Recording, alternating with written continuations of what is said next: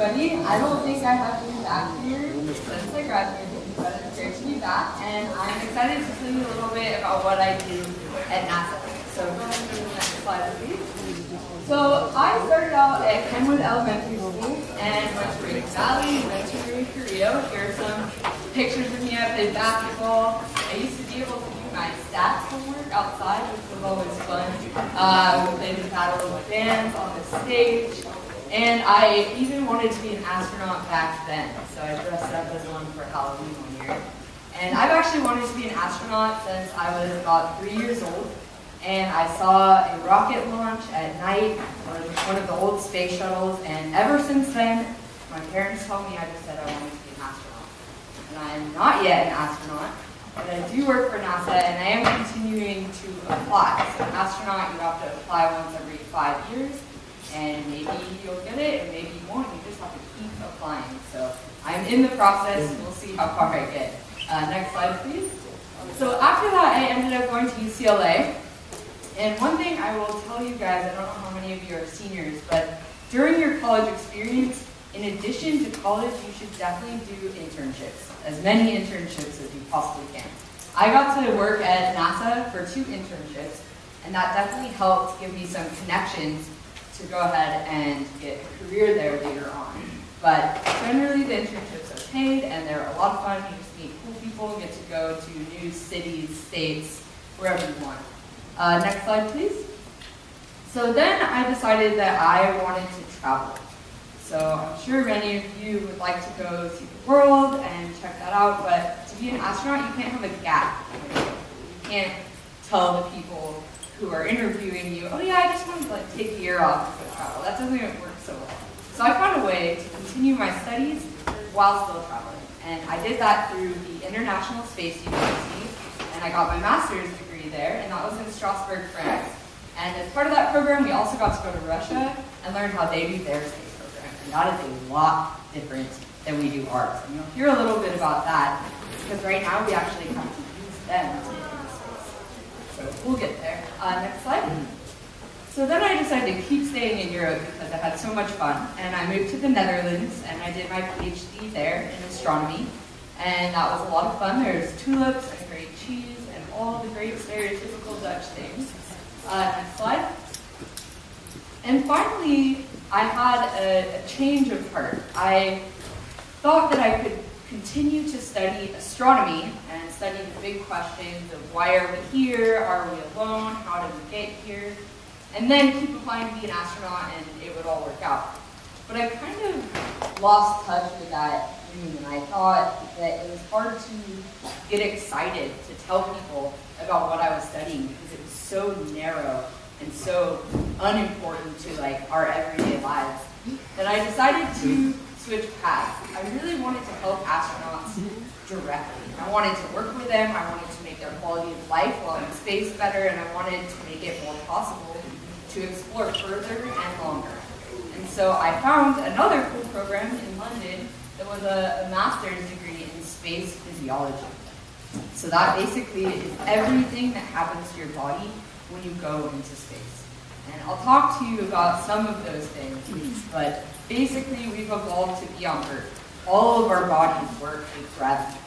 And when you take gravity out, your body doesn't really know what to do or how to do it. And so there are a ton of changes that happen, and I'll tell you a bit about those. But this is a picture of me getting on a centrifuge.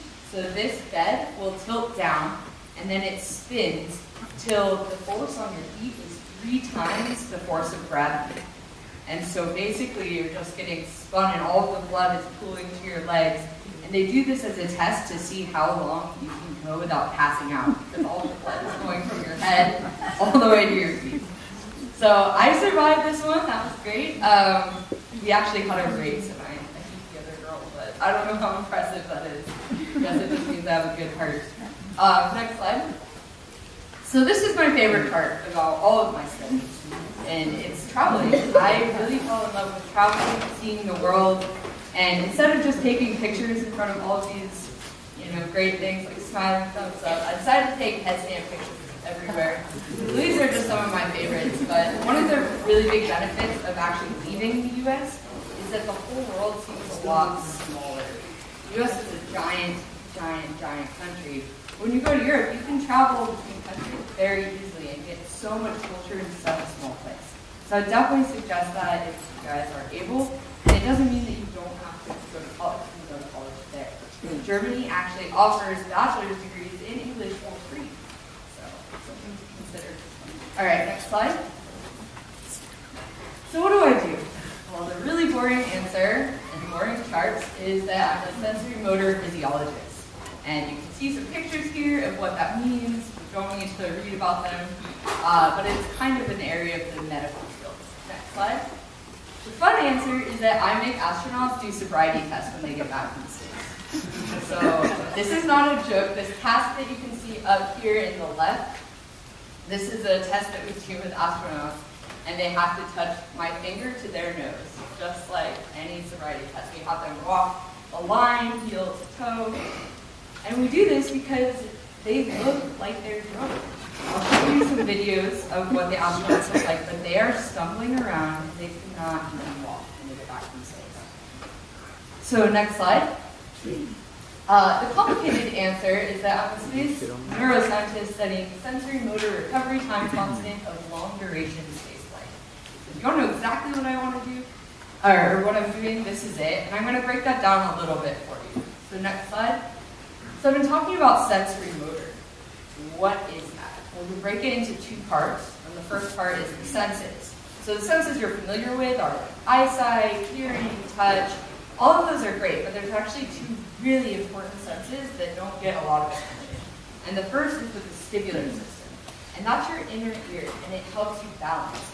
It tells you if you're linearly accelerating, so like when you slam on your brakes in the car, that feeling that you can tell that you're stopping, that's from your inner ear organ, and that's your vestibular system. Also, it's the same organ that tells you that your head is tilting or rolling or any other kind of movement. And the last one is proprioception. This is probably the most important sense we have. We don't talk about it a lot. But if you all close your eyes and I ask you to point to your right toe, you can do that with amazing accuracy. You know exactly where that is. But you're not looking at it, so how do you know where your right toe is? Well, your brain has built this internal model of how your body works. And so your knee can sense its exact angle, and your brain has actually modeled that in your head so that you sense this angle here, and this angle in your hip, and this angle of your arm, and from that you can just construct and calculate in your brain without even thinking where your right toe is. And that's an amazing sense that we have, and that is one of the ones that is most effective in space. Astronauts, you ask them to point to their right toe when they come back from space, they don't even know where their feet are, unless they're directly staring at them. And that's something that we don't fully understand yet, and it's a big problem in space flight. Next slide. So the second part of that is motor. And so what is the sensory motor system? What I mean by motor is control of your muscles. So you have senses coming in, and you want to send a signal out to your muscles. So next slide. When you put that all together, you get the sensory motor system. And so the first part, again, is sensory input. It is hearing, it is sight, it is your vestibular organs in your inner ear, it is proprioception, the angles of your legs, and the brain integrates all of that information together. And it does this naturally. It learns this when you're learning how to walk. It kind of happens in that phase of you growing up. And your brain just develops this amazing ability to do this. And then it sends signals through your spine to your muscles to make you do the exact right thing to be able to walk, to jump, to balance. The act of balancing, it sounds so simple, but we're actually like very tall, not very stable things. If I was like a glass vase that could like fall over, you would not want me to be shaped like this, like a very narrow base on your 2 feet, and you're tall and can easily be knocked over, but somehow we are incredibly stable and are able to do feats like gymnastics and flipping. All of that is just because of the system that evolution has let us develop. So next slide, please. All right, so now the fun stuff. What do I really do with the astronauts? So this is a picture of a Soyuz landing, and a Soyuz is the space capsule that the Russians use to get to and from the International Space Station. The International Space Station is about the the distance from LA to San Francisco if you just drive straight up into the sky. So it's shockingly close. And that is as far as we can get right now. That is the only technology we have. We can't go back to the moon right now. Definitely can't go back to Mars right now.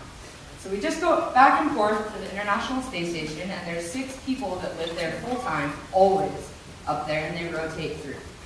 And this capsule holds 3 of them. And you can see it here. Once it enters the atmosphere, it starts to come down with parachutes. This is the landing phase. You see it's near the ground, and then you see this flash, and then a crash landing. This is as sophisticated as we get in terms of like how to bring a capsule back to Earth.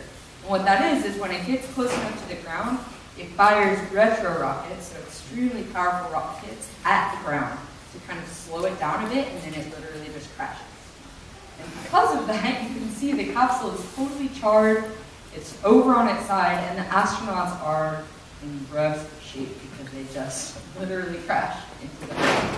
And so you can see here a whole medical team surrounding the capsule, literally pulling the astronauts out and carrying them over to a chair. And then they take that chair and carry that into a medical tent. And that's how our astronauts get back from space. It is not glamorous, it is not glorious, and they definitely cannot walk. So next slide, please. So here is an example of the conditions. They land in the deserts of Kazakhstan because no one is there and there's plenty of space. They're not very accurate when these like crash landings happen.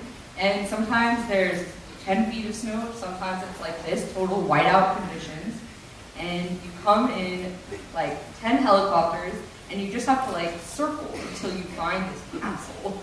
And you finally find the capsule, and you jump out and you set up this medical tent, and it's not that big, but it's enough room for the 3 astronauts. And as soon as they're out, you take them in their chair into the medical tent, and there's a team of like 20 doctors there putting IVs in, doing whatever they need so they're comfortable. Something to think about. We'll talk about this a little bit more later in the talk. But do you think they're going to have that on Mars?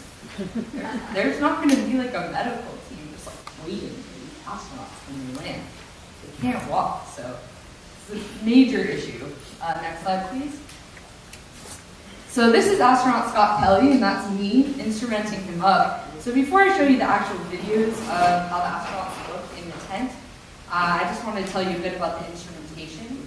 So you see up there, all those little boxes are kinematic sensors. They measure the acceleration and the tilt of different body parts. And so it takes us about 10 minutes to put on all this stuff. Eventually, it'll look like this girl who's just a model for us. And we measure their heart rate, their blood pressure, all of their body movement.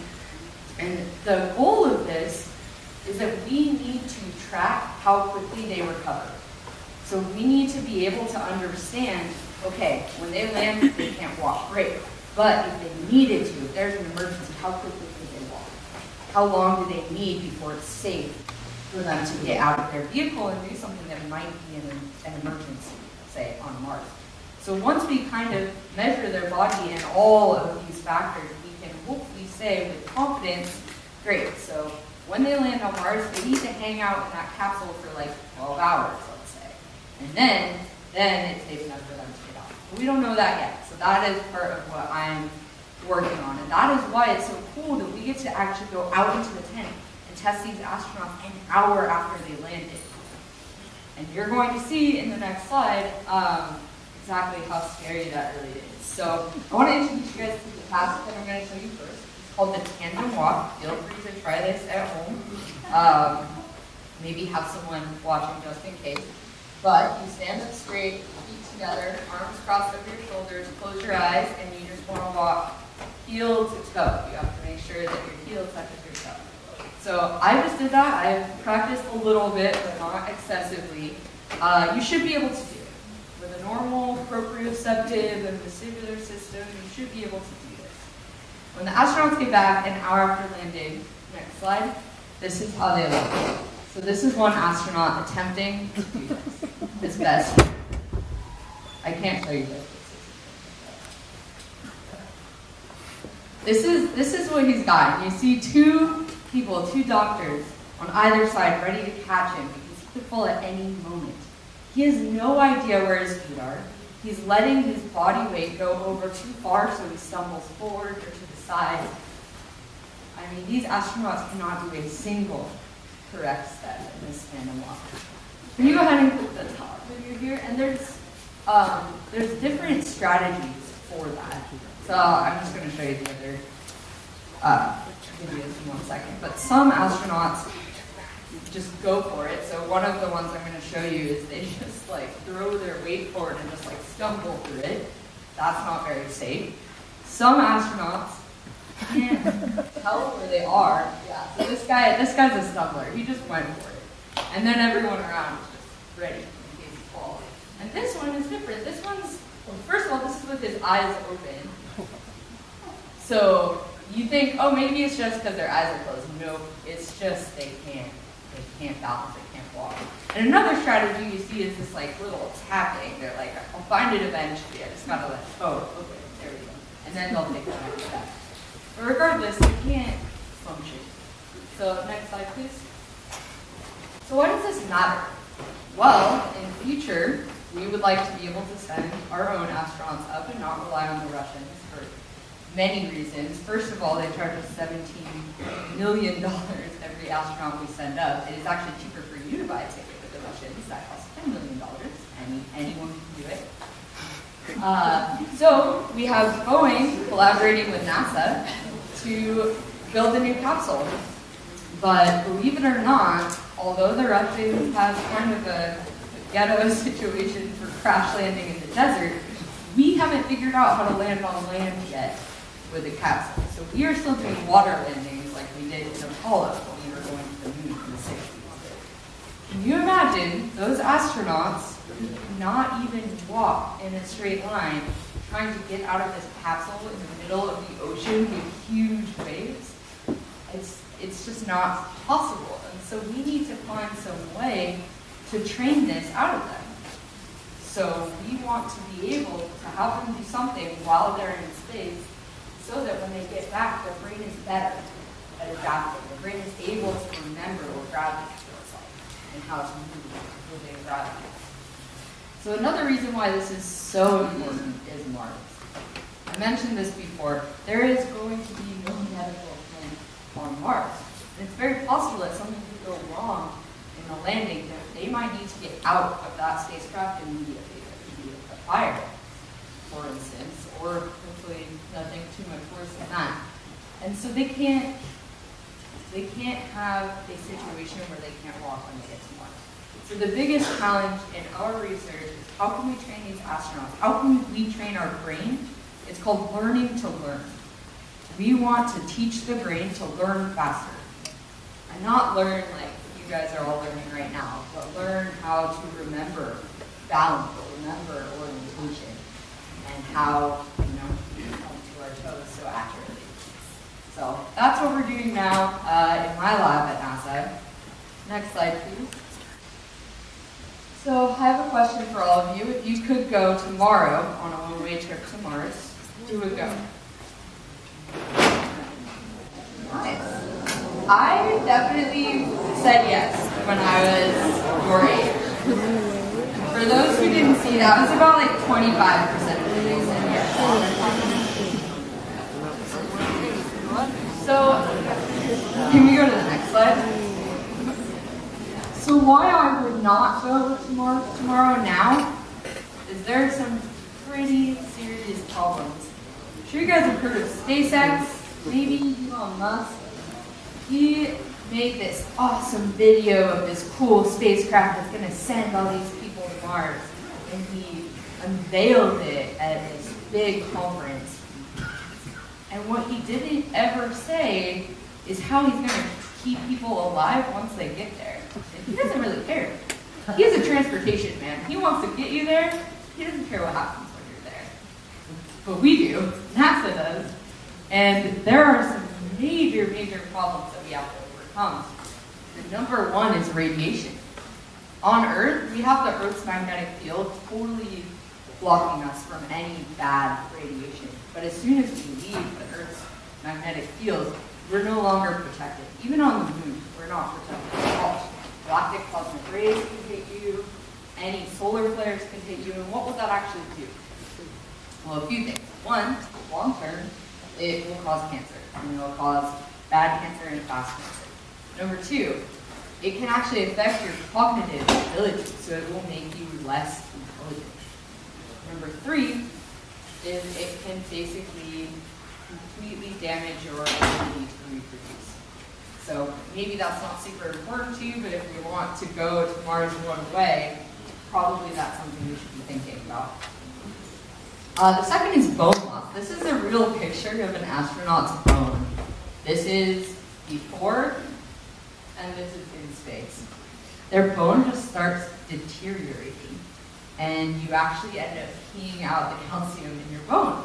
And the reason is right now on Earth, we have gravity and our weight sitting there, putting the load on our bones. Just holding our bodies up like this takes so much effort that our bones are constantly stressed and need to strengthen. But you take that away, and you're just floating in gravity. Your bones are like, well, we don't need to be this dense. Why are we this dense? We don't need to support any weight. And so they just start dissolving, essentially. And that's a huge problem, and we don't know how to fix that yet.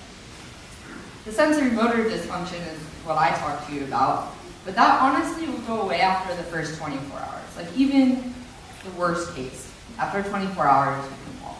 So it's not terrible to the long-term well-being on Mars, but just an emergency when you land. And finally, again, the ability to reproduce more than just radiation.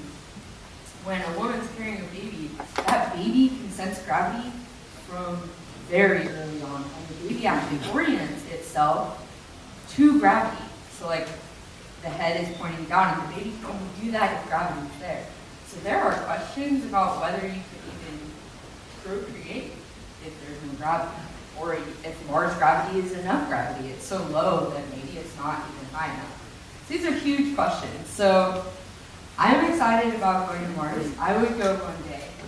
And I think people like Elon Musk are doing a really great service finding us a way to get there. But before you guys sign up, maybe wait for the science to catch up first. Next slide, please.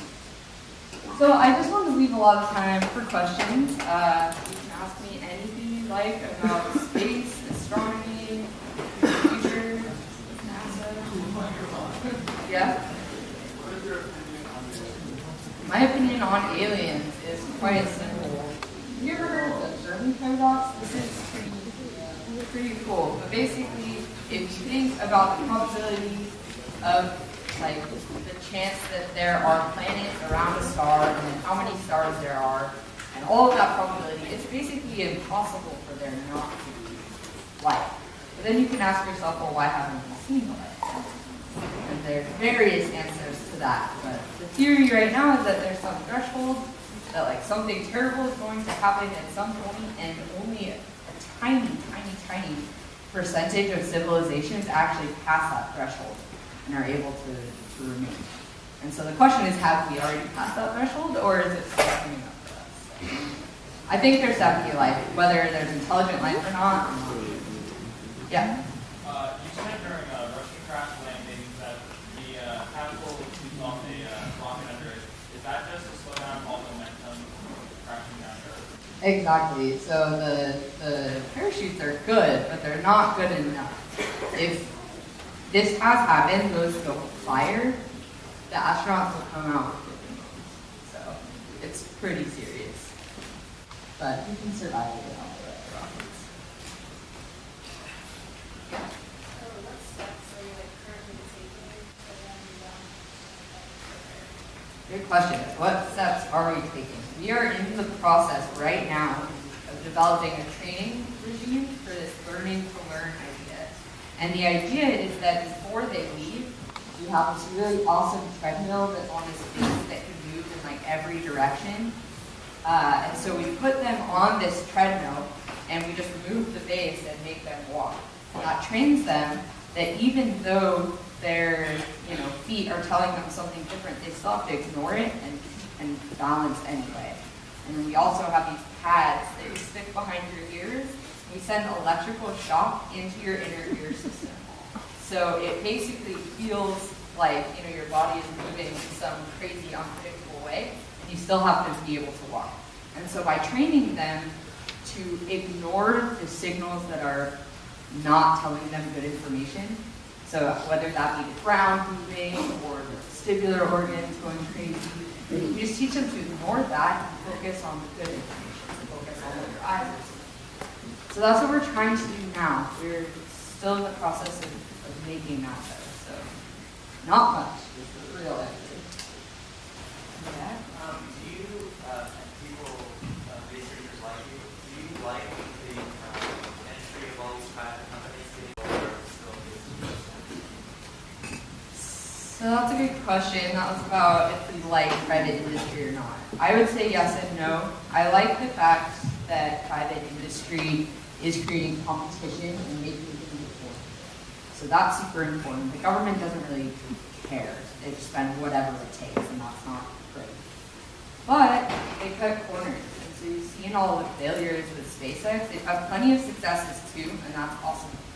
But when you're putting people on a rocket, you don't really want to flip the coin on how that goes. So yes and no, but then you're seeing the private companies now being held to that high safety standard as NASA. So then it kind of ruins the point anyway. So yes and no.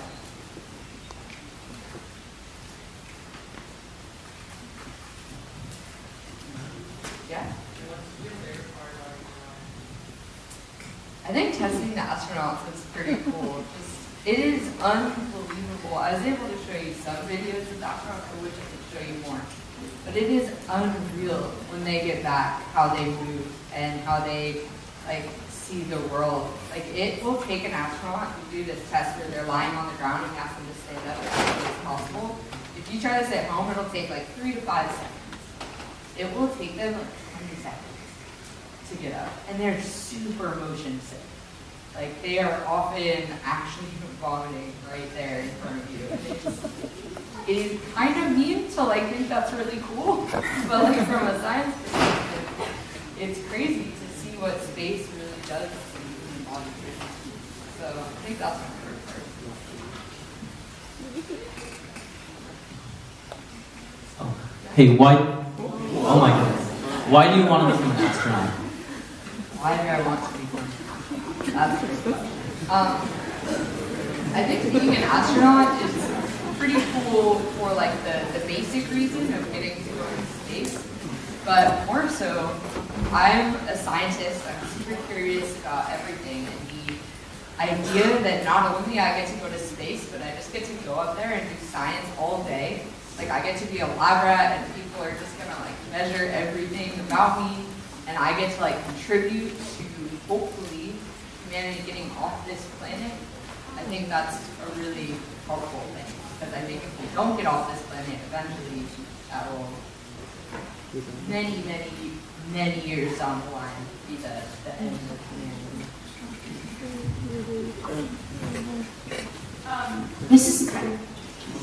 This is kind of a complicated question, but we brought this up in AP Lang yesterday. Do you think that with experimentation on human genomes, we could possibly get past the bone dysfunctions in space? Yes, that's a super cool question. So Scott Kelly, who I showed you the video of, he's an identical twin.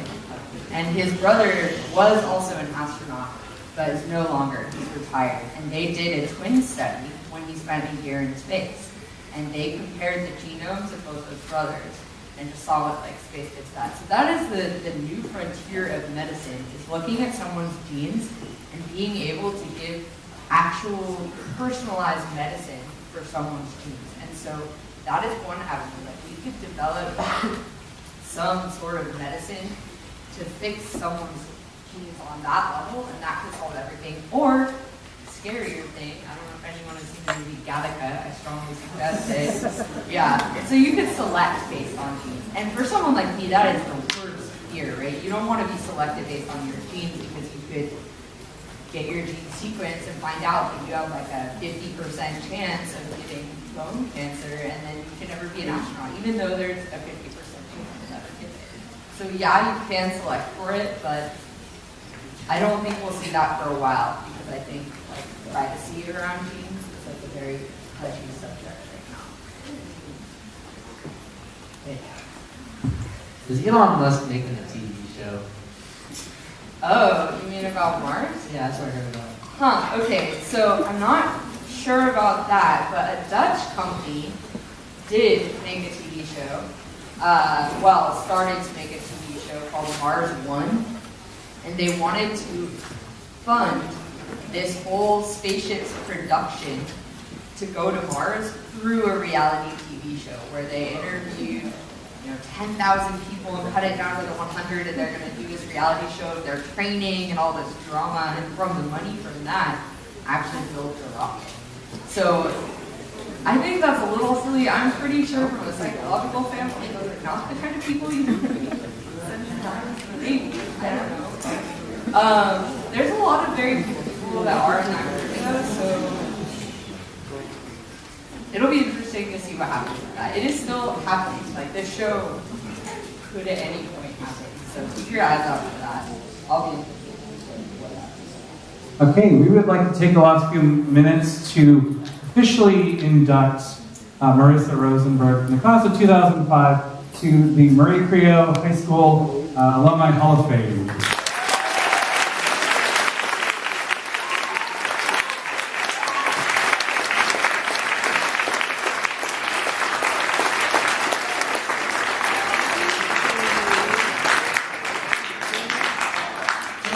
Real quick reminder, there is a Hall of Fame webpage, and you can check out any of the speeches from previous alumni speakers on there if you just go to Marie Creo High School website under student information. If you have any questions for Marissa, or you just like to congratulate her on such an awesome talk, please stick around during break. All right, thanks guys.